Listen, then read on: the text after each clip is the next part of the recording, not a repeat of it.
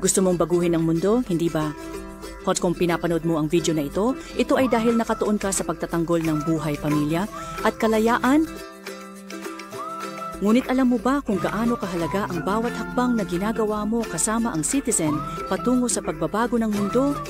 Kapag ang alinman sa ating mga pinagsasaluhang halaga ay nasa panganib, gumagawa kami ng petisyon na nakatuon sa mga individual, gobyerno o institusyon na gumagawa ng mga desisyon. Kung makatanggap ka ng ganitong petisyon at pirmahan ito, tinutulungan mo kaming lumikha ng pagbabago.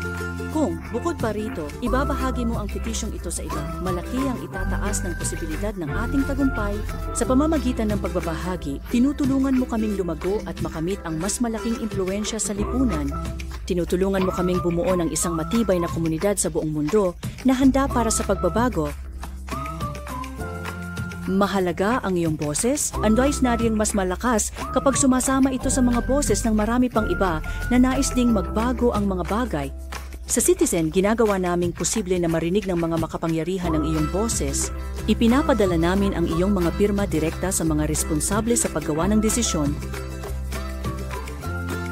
Pinapaalam namin sa iyo ang tungkol sa aming mga aktibidad upang makilahok ka ng direkta sa aming mga kampanya. Sa pamamagitan ng pagbibigay ng pondo, nagiging posible para sa amin na patuloy na magtrabaho ng may estratehiya sa buong mundo, palakihin ang aming kakayahang makita at maglunsad ng mga bagong kampanya. Maaari ka ring maging buwan ng tagapagbigay kung nais mo upang matulungan kaming ipagtanggol ang ating mga pinagsasaluhang halaga tuwing kinakailangan.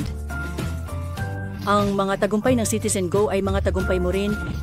Sa iyong pakikilahok at dedikasyon, maaari na itong lumakas, lumaki, maging mas maimpluwensya, at makamit sa tulong mo at ng iba pa ang mga makabuluhang tagumpay na nagbabago sa mundong ating ginagalawan. Salamat sa iyong presensya. Salamat sa iyong kontribusyon sa pagiging bahagi ng Citizen Go at sa paggawa ng aming trabaho na posible